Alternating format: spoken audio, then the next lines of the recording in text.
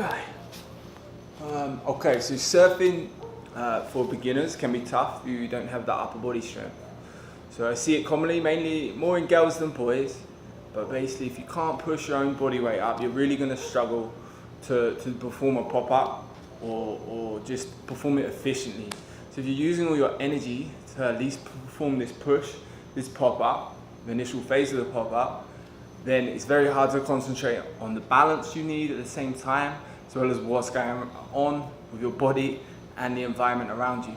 So I think as a standard requirement, if you really want to get good at surfing, if you want to learn to surf, girls should be able to do 15 press-ups and boys 25. So that's a good standard to reach, and just a goal more than a standard, is a goal. So if you can't do normal press-ups, or say let's say you can't do any at a moment, or you can do 10, there's certain ways to get better. So number one, if you can't do normal press-ups, we have two variations that we work on. So first one is knee press-up. So knee press-up, basically it's like a normal press-up, but obviously you're on our knees. The key is you want your hips in between your shoulders and your knees, like that. So the upper torso and the upper thigh is in one line. Then they're going to do the whole press up, chest to floor, and then this is the kick up. You're going to raise your hands slightly off of the floor, kind of mimicking surfing. So you're going to be free, paddling, and then up, down, up, down, up, down, up, down.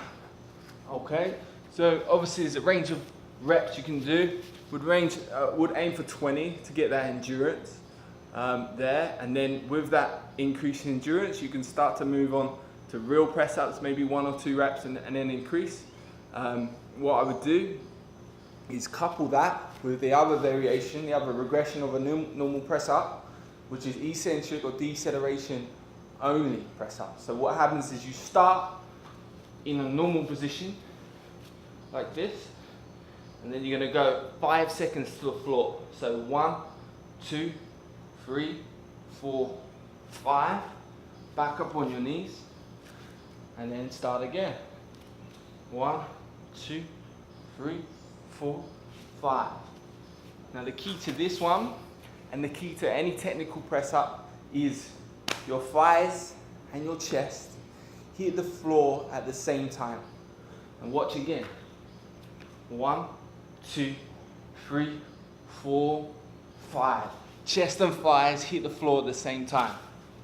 1, 2, 3, 4, 5. And then when you're doing the normal press up, we're going to do it like this. Down, hands up. So when I hit the floor, again, chest and thighs hit the floor at the same time. And that's it for the pop-up, at least progressing towards being better and stronger at the pop-up. And then with that, everything will come a little bit easier.